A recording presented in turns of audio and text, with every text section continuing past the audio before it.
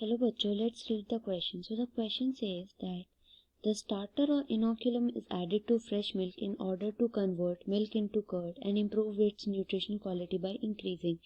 तो इसमें हमें ये पता है कि जब मिल्क को कर्ड में कन्वर्ट किया जाता है तो एक इनोक्यूलम ऐड किया जाता है फ्रेश मिल्क में, जो कि और उसके अंदर न्यूट्रिशनल क्वालिटी भी इम्प्रूव की जाती है किस चीज़ का अमाउंट बढ़ा करके.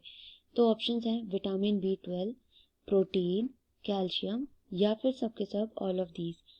तो सबसे पहले हम की कॉन्सेप्ट पढ़ लेते हैं और की कॉन्सेप्ट में हम ये देखेंगे कि conversion of milk into curd is a type of fermentation process. Fermentation क्या है? इट्स अ केमिकल चेंज और chemical process and it is irreversible in nature as well. क्योंकि इसके अंदर तो ये एक इरिवर्सिबल चेंज है और वो इसलिए है क्योंकि इसके अंदर जो प्रोडक्ट्स बनते हैं वो वापस रिएक्टेंट्स में नहीं चेंज हो सकते.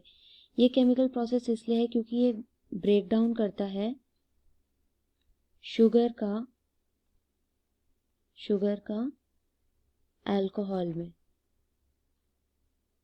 Fermentation also helps in the swelling of dough, यानी कि आटे को फुलाता भी है, वो भी एक तरह का फर्मेंटेशन प्रोसेस है.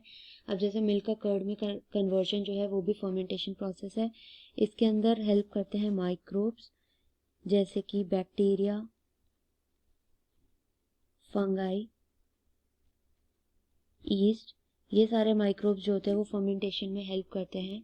And also fermentation takes place in the anaerobic conditions, यानी कि ऐसी कंडीशंस जहाँ पर ऑक्सीजन एब्सेंट होता है, O2 इज एब्सेंट, उन कंडीशंस में फर्मेंटेशन टेक प्लेस होता है. अब जब the conversion of milk into curd, इसको कन्वर्ट करने के लिए सबसे पहले एक स्टार्टर लिया जाता है. स्टार्टर यहाँ पर क्या होता है? खुद कर्ड ही होती है. ये एक तरह से इनोक्यूलम का काम करता है. क्योंकि इस कर्ड के अंदर होते हैं बैक्टीरिया. वो कौन सा बैक्टीरिया प्रेजेंट होता है कर्ड के अंदर? दैट इज LAB, यानी कि लैक्टिक एसिड बैक्टीरिया. इसको लैक्टिक एसिड बैक्टीरिया भी कहा जाता है या फिर इसका जो साइंटिफिक नेम होता है वो होता है लैक्टोबैसिलस ट्राइकॉर्ड्स. ये मेनली वो बैक्टीरिया होता है जो कन्वर्ट करता है मिल्क को कर्ड के अंदर. अब ये जो लैक्टिक एसिड बैक्टीरिया है वो क्या करेगा? मिल्क के अंदर एक प्रोटीन प्रेजेंट होता है, उस प्रोटीन का नाम होता है केसीन. और ये जो लैक्टोबैसिलस ट्राइकॉर्ड्स बैक्टीरिया है ये करता है इस प्रोटीन का कोगुलेशन, और इस बैक्टीरिया का कोगुलेशन कर देता है या फिर और बाद में फिर उसको डाइजेस्ट भी कर देता है. तो मिल्क प्रोटीन तो ख़त्म हो गया, लेकिन हमें कर्ड की जो क्वालिटी है, जो न्यूट्रिशन क्वालिटी है वो तो इंक्रीज़ करनी है. इसीलिए आफ्टर दिस कर्ड का ही ऐड करके फ्रेश मिल्क के अंदर बैक्टीरिया ग्रो करके वो मिल्क के प्रोटीन को कोगुलेट और डाइजेस्ट कर देता है और प्रोड्यूस करता है lactic acid. Lactic acid produce होने के बाद वो कन्वर्ट कर देता है उसी मिल्क को वापस से कर्ड के अंदर.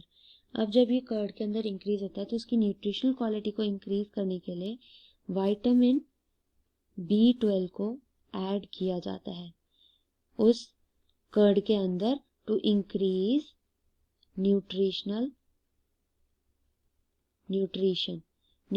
को इंक्रीज करने के लिए विटामिन B12 ऐड किया जाता है और इसी तरह से कन्वर्जन होता है. तो ऑप्शंस के अकॉर्डिंग विटामिन B12 जो होगा वो करेक्ट ऑप्शन हो जाएगा. सो हम यहाँ पे लिख सकते हैं that option A is correct. Hope you understood. All the best.